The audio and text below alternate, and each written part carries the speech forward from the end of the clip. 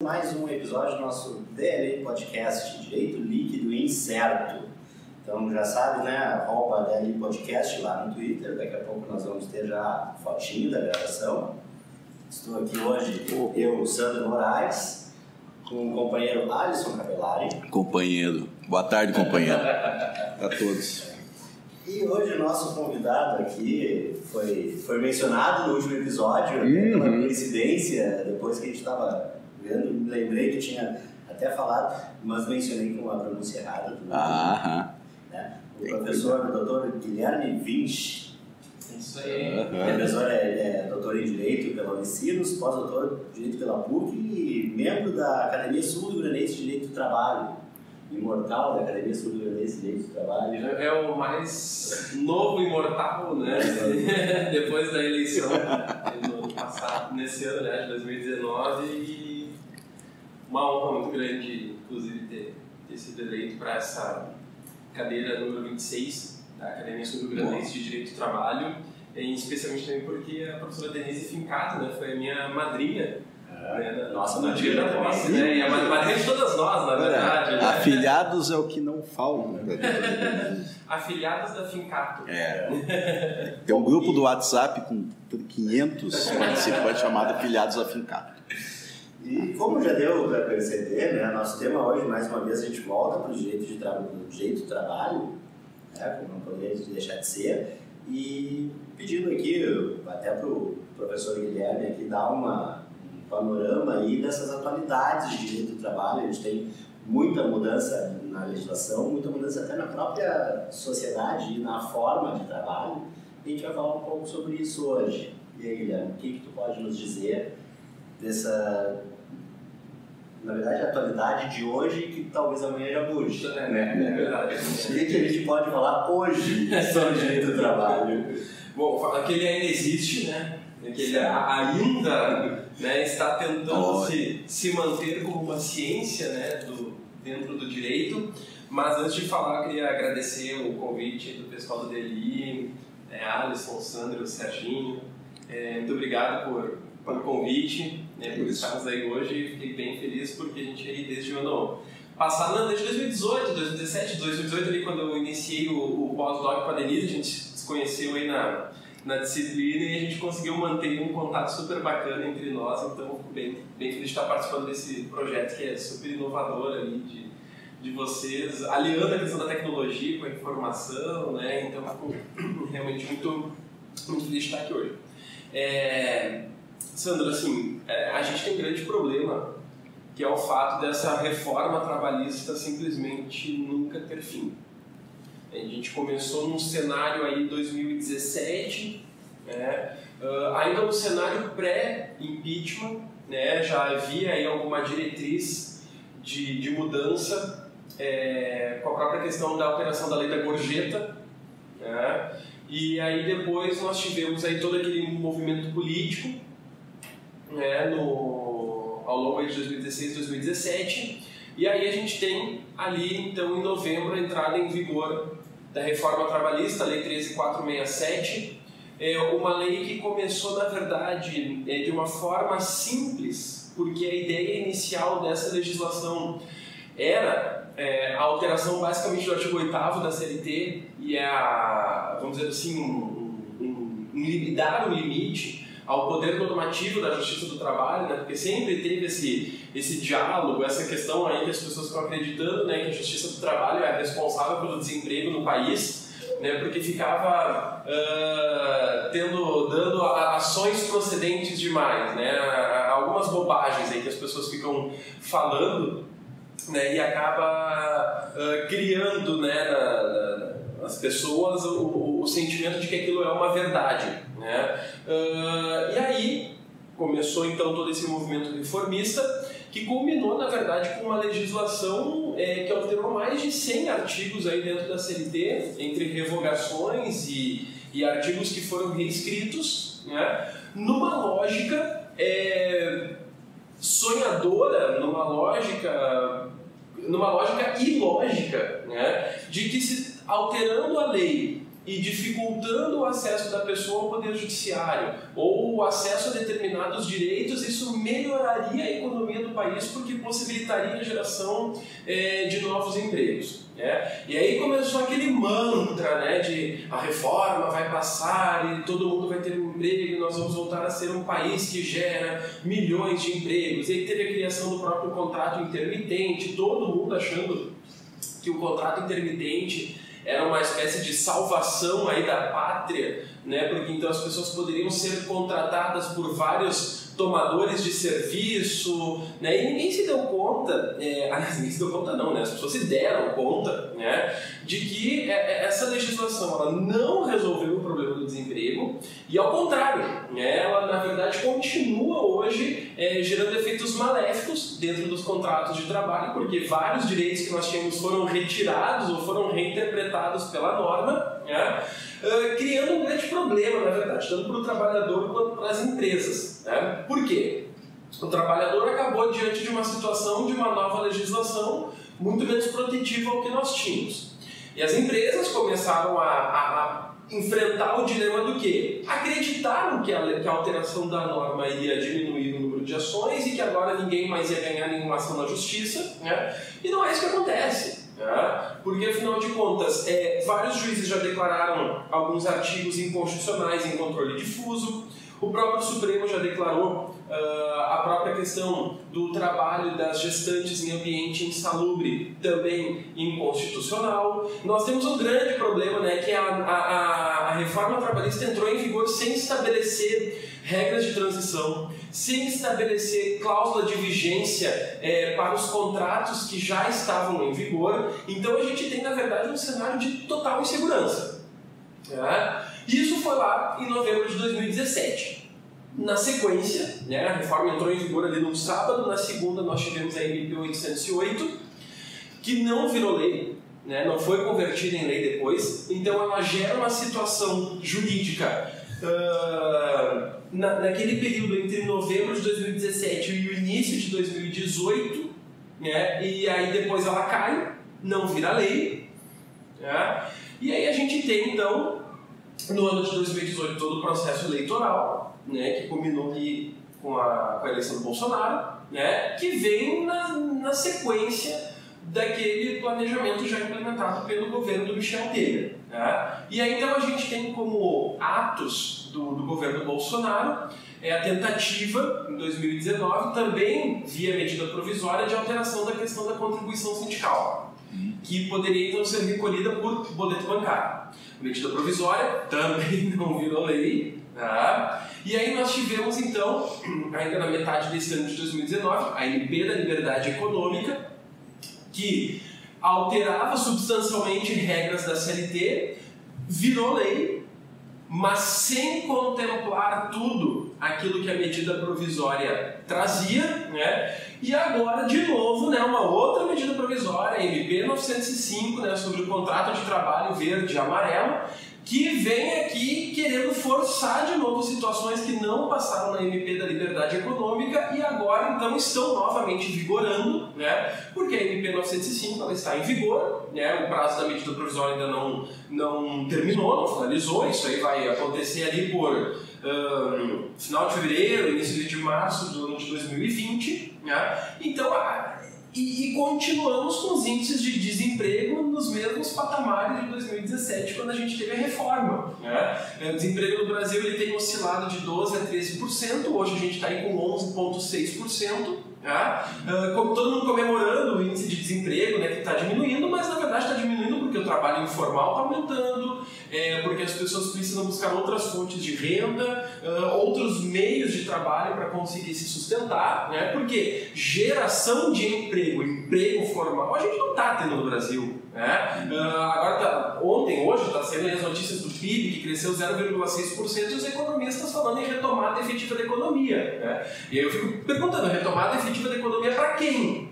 Né? Com os alimentos custando o que custam, com a gasolina custando o que custa, com o custo de vida custando o que custa para as pessoas, né? E o salário mínimo que simplesmente não vai de novo ter para 2020 o reajuste que deveria ter. né? Então, a economia ela só está melhorando para quem já vinha numa situação confortável, porque para o trabalhador, evidentemente, essa é uma situação que ainda continua totalmente desconfortável, tanto do ponto de vista social quanto do ponto de vista jurídico, né? Então, e a gente vivencia hoje uma situação de completa insegurança jurídica, né? Inclusive para o âmbito empresarial, que não consegue gerar postos de trabalho, postos de emprego, porque não tem segurança do que vai acontecer com a norma e com a legislação, porque é todo dia, né, esse governo dando um indicativo de que alguma coisa vai mudar, né, e fica fazendo isso sem nenhum estudo, sem nenhuma participação popular, sem nenhuma discussão com os grupos, com os sindicatos, né, simplesmente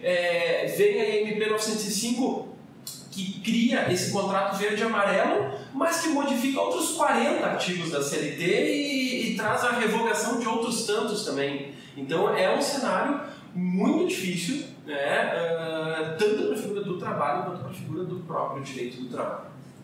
Interessante que essas medidas provisórias, e aí tu referiste a 808, né, que foi da reforma trabalhista. Sim. Ali eu acompanhei até, tive a oportunidade de escrever um artigo junto com a professora Denise sobre contrato de trabalho intermitente, com base, já citando alguma coisa da MP, e quando foi publicado eu tive que revisar e reescrever metade porque a MP já tinha perdido a validade. Então realmente é muito complicado a gente falar alguma coisa, e me parece até que o próprio governo tem extrema dificuldade em trabalhar politicamente na própria aprovação dessa MP. Você vê, por exemplo, no exemplo da MP da Liberdade Econômica, que uma série de artigos não foram na conversão, não foram aprovados. E não foram convertidos porque, na votação, os próprios congressistas disseram que aquelas matérias não eram matérias de medida provisória. E agora elas estão aqui de novo na MP 905. Então, parece que não é nada democrático. Simplesmente a minha vontade é essa e agora eu vou ficar até vocês aceitarem, né? Então isso é muito... Aliás, a própria MP 905 ela não tem razão de ser, porque a criação de um modelo de contrato de trabalho, isso não é matéria de medida provisória, não tem urgência aqui. Sandro, não joga fora teu artigos.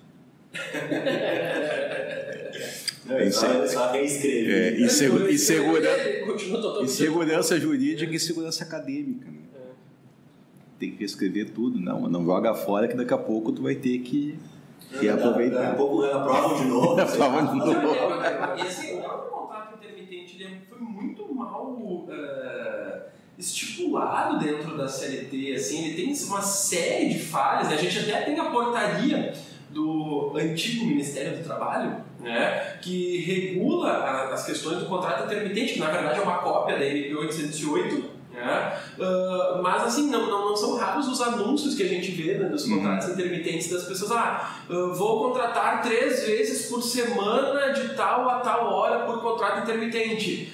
Não, se eu vou contratar 3 vezes por semana com jornada fixa, ou tenho um contrato de tempo parcial, dependendo de qual é a jornada, ou eu tenho um contrato de trabalho por prazo indeterminado. Eu não estou falando de contrato intermitente. Então, assim, o próprio conceito não foi bem absorvido pela legislação. Claro, muitas empresas acabam não investindo numa consultoria trabalhista, numa consultoria preventiva para justamente ter orientação da melhor forma para fazer isso, e estão criando um passivo que um dia vai chegar a essa conta, né?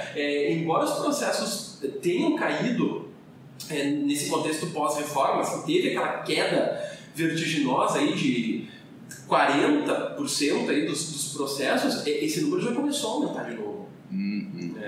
E começa a aumentar com um novo tipo de ação, né? Aquela ação que é muito mais segura do empregado, porque ele está pedindo aquilo que ele tem prova, aquilo que ele sabe que tem direito, né? Então, de uma certa forma, ameniza aquelas chamadas aventuras jurídicas, né? Mas, por outro lado, traz um novo tipo de ação, que é aquela ação muito mais certa, muito mais segura, né? Que vai tramitar dentro do judiciário. Porque, assim, dentro dessa ideia mesmo da ação trabalhista, claro, a gente sabe que, e como além de acadêmicos aqui, somos também advogados, né? a gente já se deparou, até muitas vezes a gente faz mesmo, na esfera trabalhista era comum tu dar uma inflacionada em alguns pedidos, até para trazer para uma proposta de acordo. Né? Fazer alguns pedidos que aí tu não tinha muita segurança, e realmente esse ponto que o Guilherme coloca de que agora a ação trabalhista ela vai ser efetiva. Eu vou fazer uma ação trabalhista com valor de 50 mil reais, eu vou brigar por 50 mil reais. Antes eu fazia uma de 50 mil reais que eu sabia que ia levar uns 10, 20.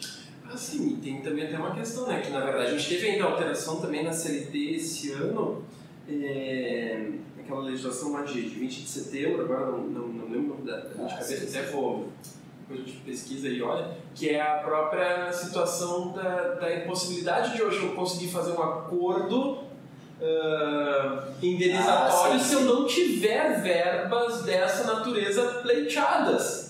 Né? E isso também acaba limitando até o próprio a forma de atuação, né, dentro do processo, né? E é claro, talvez o maior impacto que a gente tem nisso se dá pela própria questão da gratuidade de justiça, né? Porque com essa alteração que a gente teve lá no 790, parágrafo 3º e parágrafo 4º, limitando o acesso ao benefício da gratuidade de justiça para quem ganha até 40% do teto do INSS e que quem ganha mais vai ter que fazer essa comprovação, fica também uma situação para o próprio reclamante.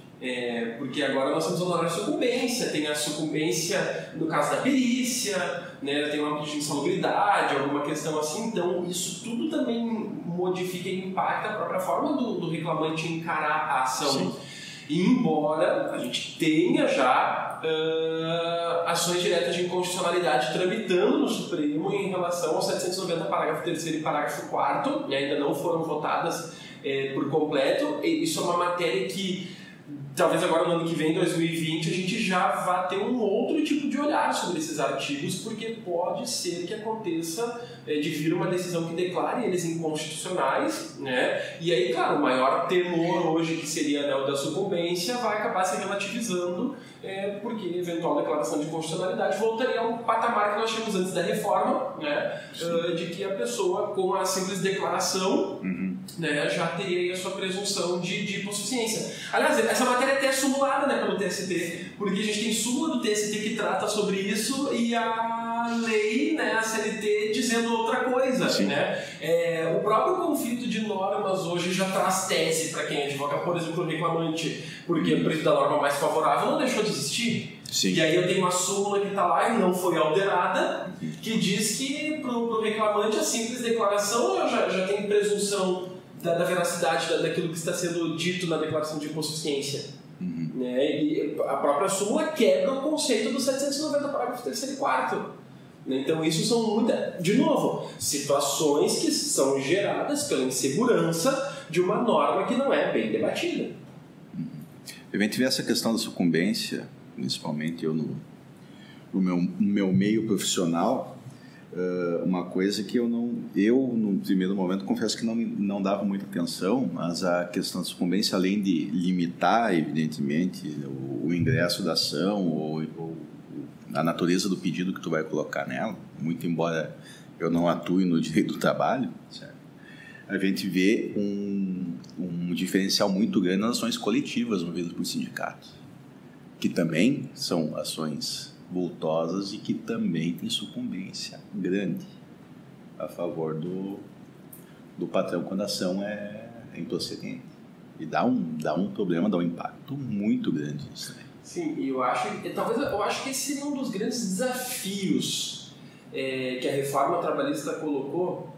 O que vai acontecer com o direito coletivo do trabalho? Eu acho que assim, o direito coletivo ele ao mesmo tempo em que ele renasce em importância, sim, ele acaba do acordado, do legislado, mas ao mesmo tempo ele tem assim, essa tentativa que vem muito forte, e isso vem agora de novo, porque acho que é setembro, abril, agora não lembro qual foi o mês, que o governo também editou uma portaria instituindo o GAET, o Grupo de Altos Estudos em Trabalho, e um dos eixos deste grupo é justamente a questão do direito sindical. Porque há uma tentativa muito forte, certo que ainda ia ver esse ano de 2019, não sei se isso vai ficar agora, vai ficar no início do ano que vem, que é a criação de uma PEC para efetuar a reforma sindical, alteração do artigo 8º da Constituição, mais alteração da legislação ordinária, claro, né, da CLT, da questão relativa ao direito coletivo e ao direito sindical. Assim, me parece que tem uma tentativa muito grande de um efetivo, eu acho que já não é mais nem um enfraquecimento, é o esvaziamento completo do movimento coletivo e do movimento sindical no Brasil. A ideia de se passar de unicidade sindical para pluralidade sindical, que essa é o grande mote, né, do governo, trazer essa figura, e o esvaziamento do custeio sindical, né, que é justamente o sindicato não ter como mais sobreviver. Né? Então, eu acho que esse próximo ano que vem aí, ele reserva surpresas que talvez não sejam das mais agradáveis na figura do direito coletivo do trabalho. Tem um outro detalhe, a gente já muda um pouco, até mudando um pouco o enfoque, mas trazendo essa ideia do direito coletivo do trabalho, a própria questão de representatividade do sindicato, que hoje em dia o trabalho na forma hoje, se a gente pegar então o trabalho por plataforma grande, né, que ele meio que dissolve a categoria, né? A gente não tem mais essa ideia, essa coesão entre as pessoas. Não tem sindicato dos empregados do Uber? Não sei. Não, pior que não tem. Mas eles não são nem empregados, né? Aí tem a discussão se são empregados ou não. Exatamente. E é interessante que aí é aquela coisa, o usuário do serviço, quando se interessa, fica questionando. Eu converso muito com os motoristas quando... muitos têm aquela ideia de que como é que é, do empreendedor de si mesmo. Sim. O pessoal fica assistindo aí o Shark Tank, aí, Shark Tank. E aí fica todo mundo agora achando que é empresário. Então, essa ideia e aí eles acabam, claro, ele começa a não ver valor numa associação entre os motoristas. Ele pensa assim, não, eu vou fazer aqui, eu vou ter a minha meritocracia e vou crescer porque eu tenho meu... Não, mas Sandra, mas essa figura, ela já vem até antes disso. Porque, na verdade, isso a gente já consegue observar lá quando a gente teve a terceirização da atividade fim liberada indistintamente. Porque, na verdade, quando tu coloca pessoas que não fazem parte do escopo da tua empresa, que vão ali sem nenhuma espécie de vínculo, elas mesmas dissolvem essa ideia de categoria, de classe, de luta por direitos, porque ela não faz parte daquela empresa, ela não faz parte daquele espaço, ela não tem nenhuma motivação justificativa para lutar por melhores direitos, né? E isso vem muito forte nessa nossa nova forma, né, de trabalho pelas plataformas, né?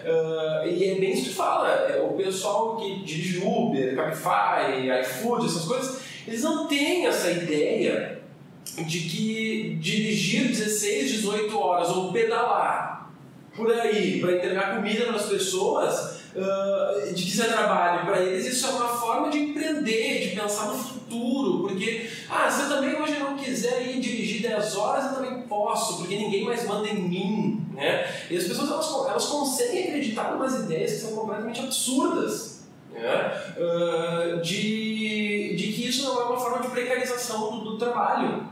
E aí é justamente isso, né? Não são raros quando a gente pega em Uber, o cara que fala um motorista que diz, tô super bem, tô super feliz, porque tudo bem, eu tenho que dirigir 20 horas por dia para conseguir tirar um dinheiro bom, mas pelo menos não fica ninguém me cobrando nada. Como ninguém está me cobrando nada, gente? Você tem um aplicativo que está me mandando ordens, lave o carro, por que você não está pegando passageiros? Por que você não liga a plataforma? Né? Gente, isso é ordem. E é justamente aí que vem um pouco da pesquisa que a gente fez, e a professora Denise, no pós-doc, sobre essa subordinação por algoritmos. Né? Porque, na verdade, as pessoas elas não conseguem enxergar que a máquina ela codifica um dado e esse dado se transforma em uma ordem para mim. Eu não tenho mais, talvez, como pensar em todas essas atividades profissionais, na subordinação clássica do empregador em relação ao empregado, no lugar físico de trabalho, né? Mas uma nova forma de subordinação, que é essa subordinação por algoritmos, né?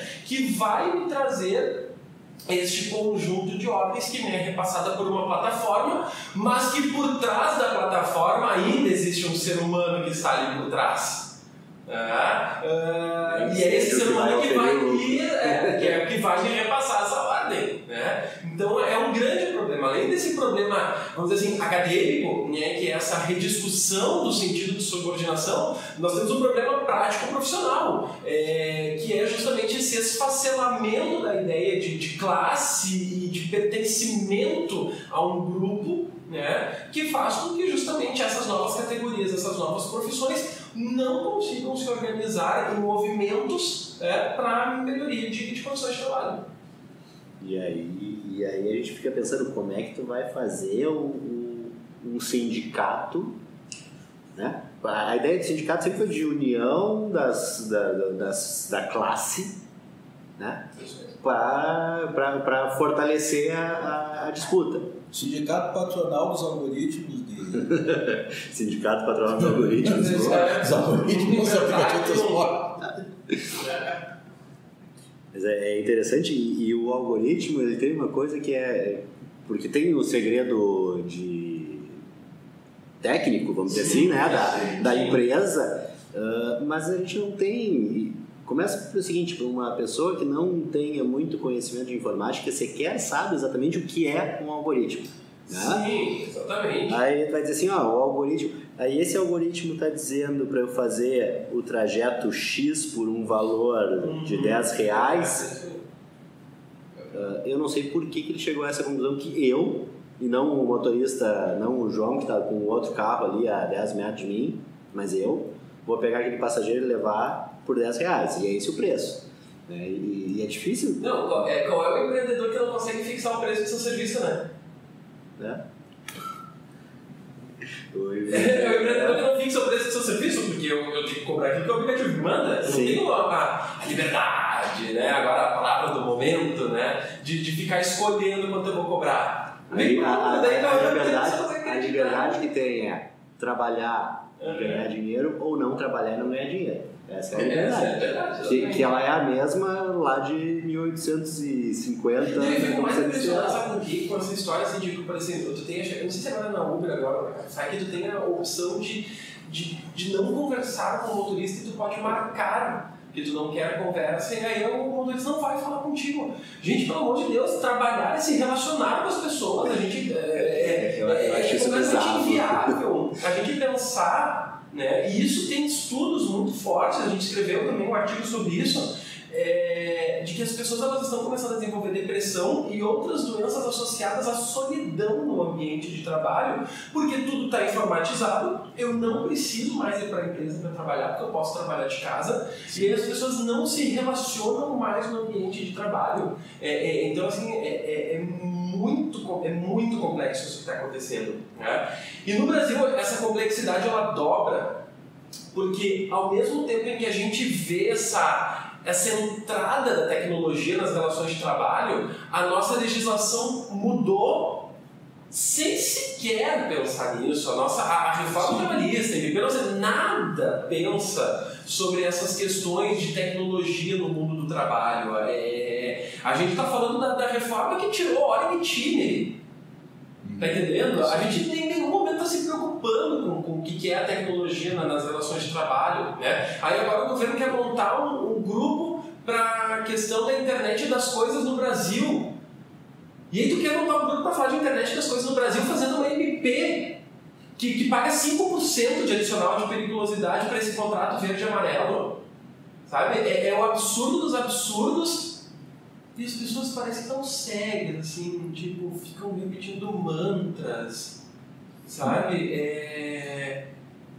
Que é inexplicável, sabe? Assim, a gente tá terminando essa segunda década, era de 2000 aí, né? Vamos começar aí 2020 a 2030 e a gente tem que ainda dizer para as pessoas que tem que vacinar os filhos Sabe? É uma coisa que é assustadora.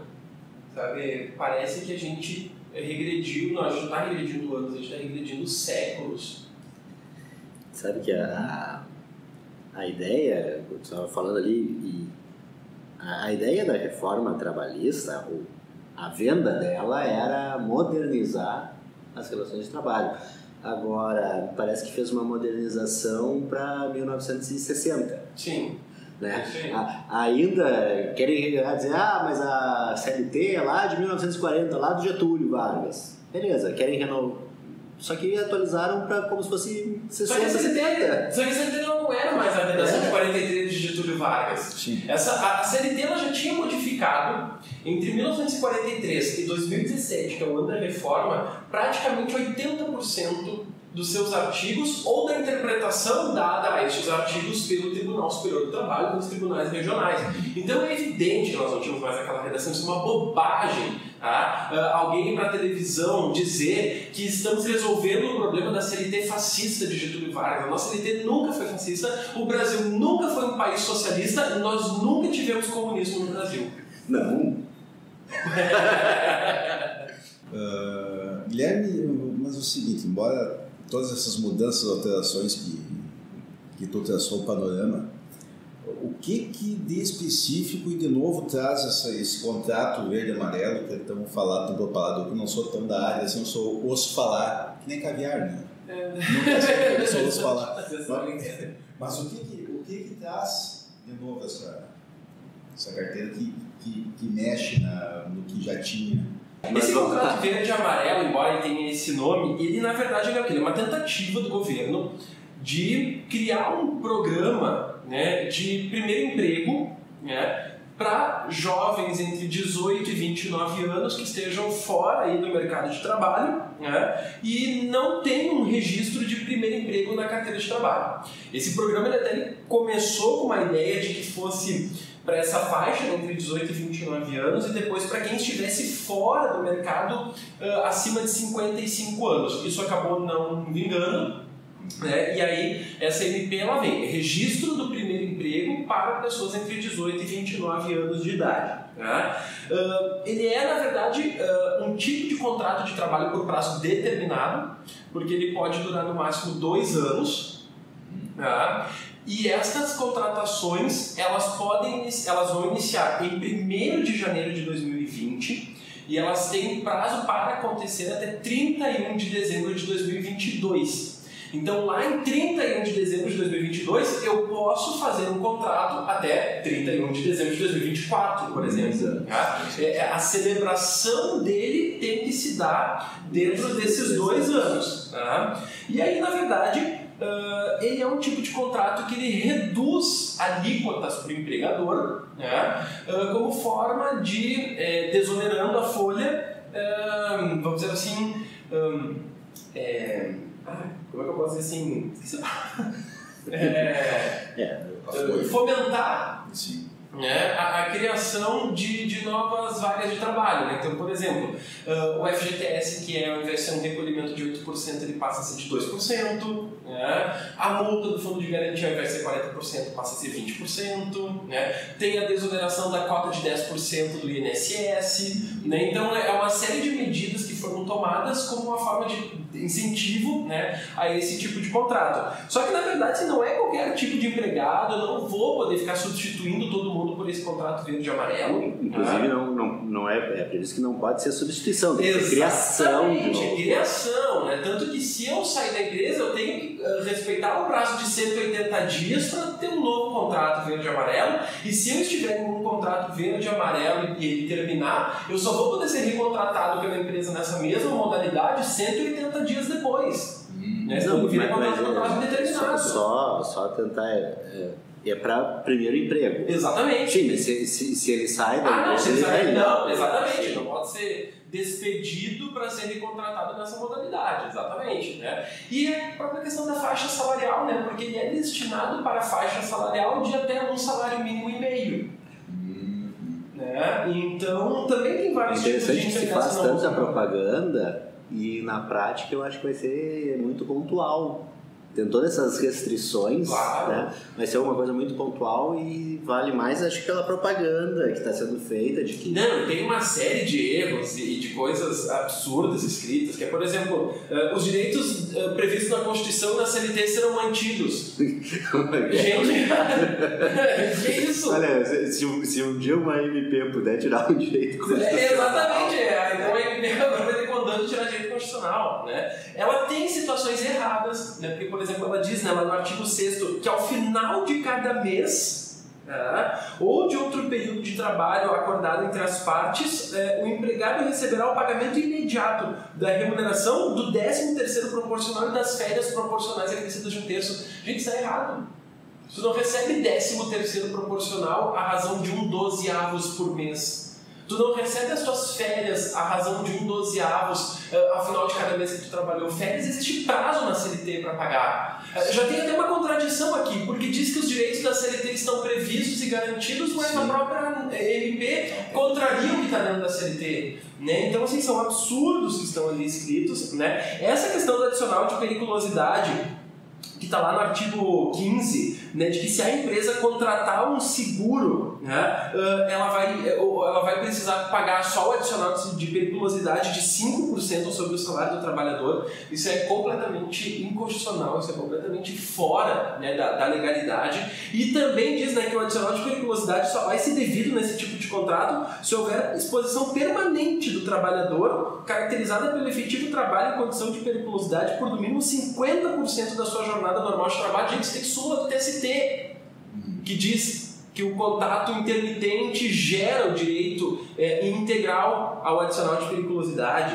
Né? Então, assim, são situações completamente equivocadas que foram colocadas nessa MP, né? Nessa criação do contrato verde e amarelo, na alteração de artigos da CLT e nas alterações, né, lá da Lei 8.213 de 91, que, por exemplo, né, retirou, né, o acidente de trabalho, o acidente in itinere das hipóteses de acidente de trabalho. Isso tem muita repercussão, né? Porque a partir do momento em que... Se tu fizer o link com a reforma da Previdência, o benefício acidentário ele tem um valor integral. O benefício por doença, que não é acidentário, tem valor proporcional. É isso aí. Então, a própria questão, se agora não é mais acidente de trabalho, se é acidente de trajeto, casa-trabalho, trabalho-casa, acaba a estabilidade da pessoa que sofre esse tipo de acidente. Porque não é mais acidente de trabalho, o benefício muda. E uma coisa que me chama a atenção na ideia do contrato verde e amarelo, aquela questão de desoneração, e até em princípio não sou contra a desonerar, reduzir a contribuição previdenciária visando fomentar o emprego. Ok. Só que quando tu vai falar de contas da Previdência, falar de rombo e de déficit, vamos dizer onde é que está saindo. Né? Então, até hoje, o simples é uma redução drástica da contribuição da previdenciária. A própria taxação do seguro-desemprego que foi feita pela MP, porque tu vai considerar como tempo de serviço agora o tempo do seguro-desemprego, mas tu vai ter que recolher previdência sobre um benefício previdenciário. É meio bizarro, né? Mas até então, o único benefício previdenciário era o salário maternidade. Sim, exatamente. Porque o único que tinha... Sim, mas tem toda aquela característica híbrida também. Sim, porque então, até mesmo a empresa faz o pagamento. Exatamente. Então, assim, a gente vive um momento de muita fragmentação do direito do trabalho no Brasil, e de uma necessidade de fortalecimento cada vez mais do direito do trabalho e da justiça do trabalho, para que a gente reconstrua esse sentido jurídico do direito do trabalho e, além de resolver essas problemáticas ocasionadas aí por normas mal escritas, a gente começar a pensar realmente o que esse novo modelo de trabalho vai trazer para o judiciário. Né? A gente já teve uma decisão aqui do nosso tribunal negando vínculo para motorista da Uber. A gente teve aí o STJ num conflito de competência dizendo que motorista de Uber não tem vínculo de emprego, né? Uma decisão errada, né? Porque o STJ não tem competência para analisar esse conflito, Ou para se manifestar, tem competência para julgar o conflito, mas não para se manifestar sobre a matéria. O conflito é competência, mas não ele entrou na matéria. Exatamente, não a matéria. Então a gente precisa, né, fortalecer cada vez mais a doutrina, né, esse resgate da doutrina como uma fonte do direito do trabalho, né, e o fortalecimento do judiciário trabalhista para a gente pensar, né, essas novas discussões. A gente precisa começar a se importar com isso, né? Enquanto a gente continuar discutindo aqui se o adicional que eu tenho que pagar é de 5% ou é de 30%, a gente nunca vai chegar nos temas contemporâneos do direito do trabalho. A gente precisa efetivamente desse repensar, né, da doutrina e da jurisprudência, colocando esses novos dilemas do direito do trabalho como pauta efetiva. Senão a gente vai ficar realmente só discutindo MP e alterações.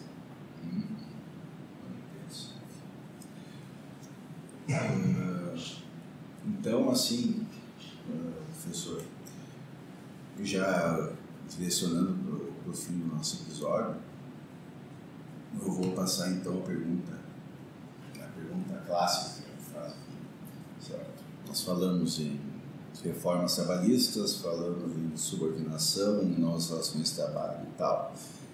E é um campo fértil academicamente, inclusive para pesquisa, para quem está interessado em pesquisar. E o que o senhor, o que tu recomenda, indica para leitura, para pesquisa, obras, alguma coisa assim, para quem quer se aprofundar nesse assunto, nessa polêmica toda? Pode se autocitar, se disser que tem um artigo muito bom. Essa é a obrigação do entrevistado. Bom, então vocês podem ler os nossos materiais publicados nas coletâneas do grupo de pesquisa da professora Denise, né? A coletânea publicada pela Alex Magister, nesse ano de 2019.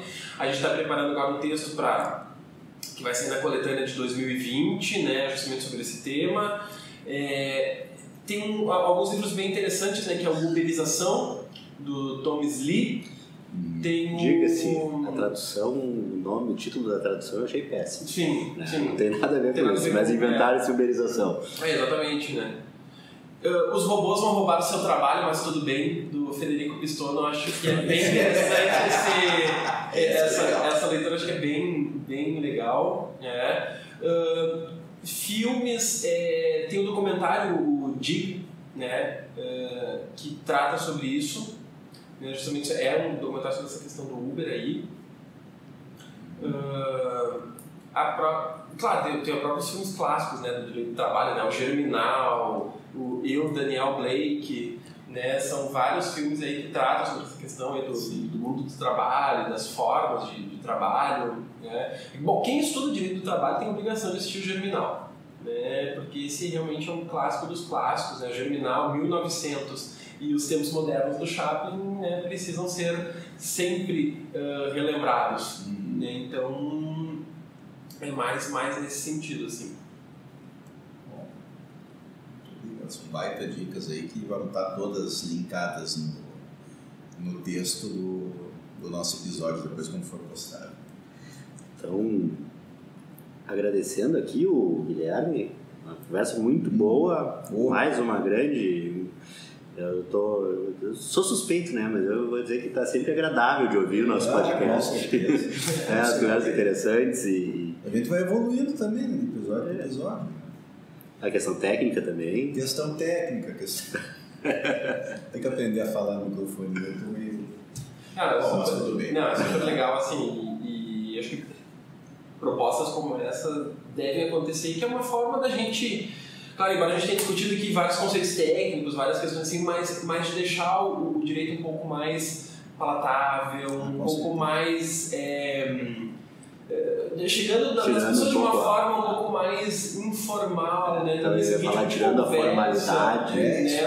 Porque as pessoas precisam entender, gente, assim, isso está acontecendo com a minha vida, com a vida de todo mundo. Tem muita gente que não sabe dessas medidas provisórias, das coisas que estão acontecendo na vida delas, são trabalhadores, são trabalhadoras. Então a gente precisa estar sempre aí alertando, né? E a gente precisa acabar um pouco, né, com essa polarização de se fala em favor do trabalhador é contra a empresa, se fala a favor da empresa é contra o trabalhador. Não, gente, as empresas geram empregos, empresas não dão empregos, empresas geram empregos porque elas estão ali remunerando uma força de trabalho que é dada em prestação de serviço para eles. Então ninguém dá emprego, né? Gera emprego porque empregos geram lucros, né? E o trabalhador ser consciente disso também faz com que ele consiga se sentir parte daquela empresa na qual ele trabalha e queira estar ali. Então, o direito do trabalho ele precisa se reencontrar dentro desse modelo que consiga aliar empregados e empregadores, né? E não uns contra os outros. E isso é uma ideia que eu não sei porque nesses 2 últimos anos